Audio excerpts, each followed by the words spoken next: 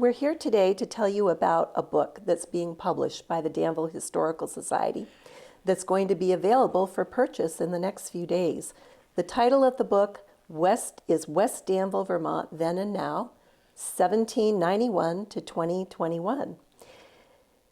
It's the result of 8 long years of research and writing about the early history. I'll bet a lot of people, Patty, have already heard about this book. We've been waiting for it for so long. We have. It's been 8 long years of research and writing about the early history of West Danville. Yeah, and we started off with 4 of us, and now there are only 2 of us. Yes. And that's kind of monumental, really. Yes, sadly, we've lost 2 committee members along the way.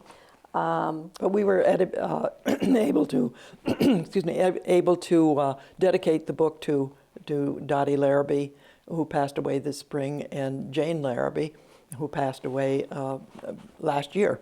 Right. Yeah. Right. And so this project actually began in early November of 2013.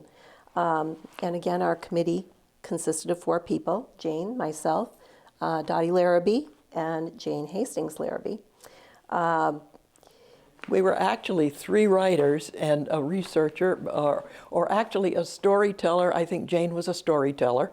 Right. And we ended up with 32 chapters. Right. And a lot of information that we found out. I know I was surprised at some of the things we found out.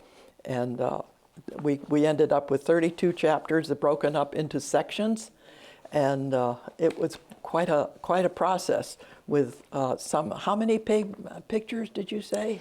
We started out with nearly 1,000 pictures and gradually had to hone it down to what we felt were the best of the best and the ones that we felt would print the best. And we've ended up with, let me see, about 400 pages. Nearly 400 manuscript. pages. Yep.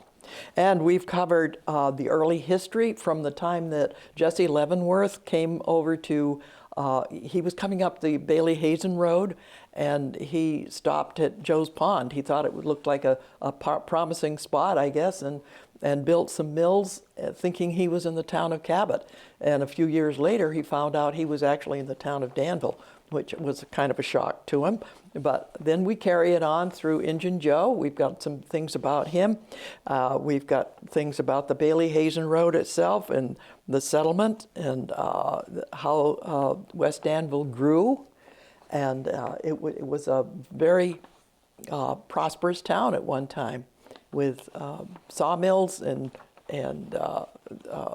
stone sheds and grist mills and all kinds of stone cutting, ice cutting too. Right. We cover all of it. We do. And the railroad was instrumental in the development of West Danville. It really wasn't much until the railroad got here, was it? Right. The railroad allowed the big stone monuments that were carved in the stone sheds in the village, allowed them to be shipped to many locations across the country.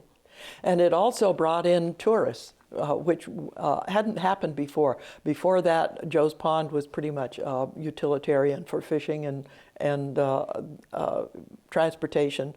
And then suddenly we have a summer colony, and that is wonderful. Oh, here's a picture of the mill pond, which is actually under what would now be the current bridge. And that picture is probably taken in 1906, something like that. Right, sometime or in maybe the early before the turn of the century. Before the turn of the century. Yep. Wonderful picture. Oh, and there's Vaned Blake. Yeah. We cover a chapter on mail, and mail was delivered with a wagon like this in the good season, and in a sleigh, I suppose, horse and sleigh during the winter. So we cover that. And then we have a long chapter about the railroad that you know a lot about. Right. When the railroad first came to Danville in 1871, and then made its way to West Danville shortly thereafter, and as Jane pointed out, brought many, many tourists to enjoy Joe's Pond and the different activities and things around the pond in Lakeview Park. And then, of course, in later years, the Joe's Pond Pavilion or the Point Comfort, the dance hall at Point Comfort. And there was a pavilion at Flint's Point, which is where the present Joe's Pond Association Pavilion is. And that was, for many years, that was the center of activity. And they had huge gatherings there, 300 or 400 people at a time. And it's absolutely amazing now that they could handle that many people, but they did. And the railroad even had a special stop there, which we cover. And we cover a lot about the Joe's Pond area. We cover how the Joe's Pond area was developed. Each shoreline in its own right was developed kind of separately, and camps were built, and back in the day, they were all named. We've found out a lot of the names, historical names of the cottages, and some of the former owners. And then we go on to when power was brought to West Danville, which was a big deal, and the power plant was built. And let me see. There were from there we take some time to go through hunting and fishing and weather chapters. Those kinds of things are all covered. And there were some surprises. Do you recall anything in particular that surprised you that we learned about in doing this, Patty? Well, that it's very difficult to do research on a book, and you find all kinds of interesting things that lead you down a number of different paths. And before you know it, you have way more information than what you ever thought possible. And way more than we could use, And way unfortunately. more that we Yeah. that we could use. We had to be very careful, but we had a very good editor who guided us through this, and that is Linda Bishop, and Linda worked with us steadfastly for how many years? Probably close to 4 years, I would say. I think so. Yeah, yeah. We were in over our heads there for a while. I remember thinking that maybe we could do it. I thought maybe I could do it and put the thing together and everything. But then we decided we had too much of a book on our hands. And, Right.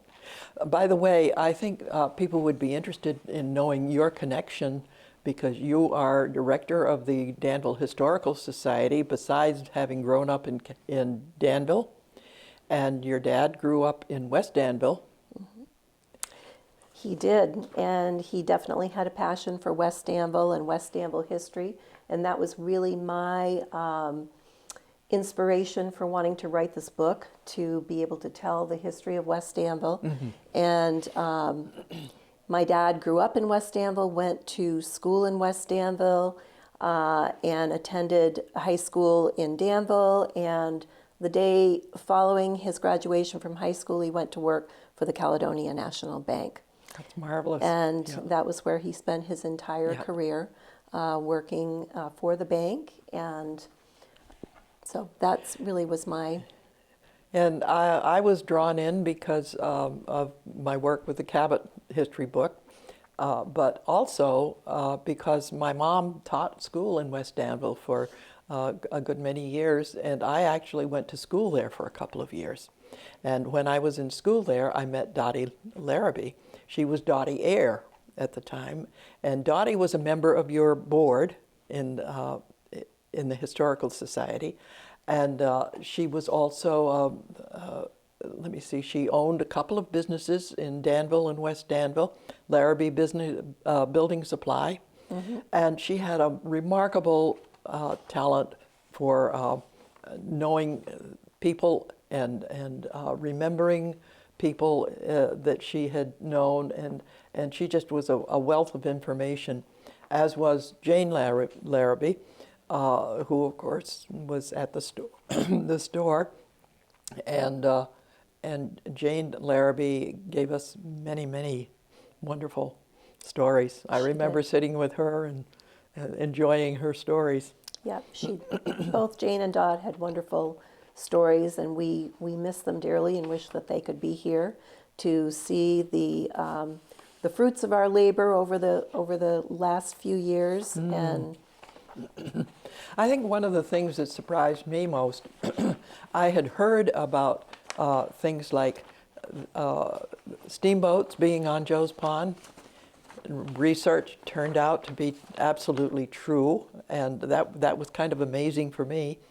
And also, I didn't realize that there had been horse races and dog races and snowmobile races and all kinds of things that Joe's Pond entertained at one time or another. And but going even back further than that, the Chautauquas, which are meetings, religious meetings and so forth, and those were big parties that lasted for weeks at a time sometimes. And those were held at Joe's Pond too. So West Danville has a rich and varied history. We even got into some of the later years, after the railroad, when the rail trail took over, and some of that is in the book. And let me see, what else? The Christmas tree that went to Rockefeller Center. That would be surprising, I think. We've got stories about that and some personal recollections. And we talk about the weather and death and disease and medications and all kinds of things that were pertinent to the town at the time. yeah, and a good deal of our research, I think we should add, has come from researching historical archives of both the Caledonian Record as well as the North Star Monthly, dating from the very early years of when the North Star Monthly was printed in Danville. And we were careful to footnote this so that people who are reading it can read more details if they want to. So it's well footnoted. The editor, Linda was Linda Houston Bishop, and she saw to it that our footnotes were absolutely correct, and it was quite a process, but we kept very close track of everything. And then we should mention Randy too. Right, Randy Lightcap is one of our valued employees at the Danville Historical Society. She does have a degree in graphic design, but she edited all of the images, most of the images that are in the book, and did a wonderful job. She did a marvelous job. Yeah. And then in the later parts of the process, we brought in another gal, Peggy, and her husband, Howard Tuttle, who have a business called Foster Design Collaborative. They're out of St. Petersburg, Florida. And she did actually the layout and the design in the final process of the book. She was actually a friend of Linda's, was she not? Yes. Linda had worked with her before. Correct. Right. Very, very professional. Both, all three of those ladies were very, very professional. And we are certainly very thankful for being able to work with a local printing press, Leahy Press out of Montpelier. They've been extremely patient and helpful to us. They have been wonderful. And getting this to the point where we could actually get it printed and have it available for Christmas sales for people that want it. And also I would like to mention Optimum Bindery in Nashua, New Hampshire, who went to an extraordinary effort to put our job at the front of the line so that it could be done in record time. And we are expecting a shipment of the books either tomorrow or Thursday. So we're doing everything we can. Well, by the time this airs, we'll hope we know we'll have everything in hand. Great. I guess we should wrap it up by saying where the book is going to be available. We can find people can go to the Danville Historical Society website. or Hastings store in West Danville is anxious to have it. Debbie Stressing at the Joe's Pond Craft Store is going to have a few books on hand. And also the corner stop-in shop up in Walden is going to have a couple or a few books. So you can go to those places. And we will have more about that as time goes on. But for now, the book is going to be available there, and it is going to cost $45. And if you have to have it shipped, we'll address that later on. Anything we should add? And for the current time, payment of the book, we will be accepting cash or a check only. Good to know. Good to know. The cover, we've seen the book on a mock-up, and the cover is a very special one, done because Dottie Larrabee thought the concept was great, and so Nate Summers here at KATV did a wonderful shot for us, and a drone shot. And so for a historical book, having a very modern cover, I think, is kind of unique, but it works, I think, for our book, because we do cover from the very beginning to the modern day. And we're happy with our book. We're very proud of it, actually. I am. I think we did a good job. I am too. I am too.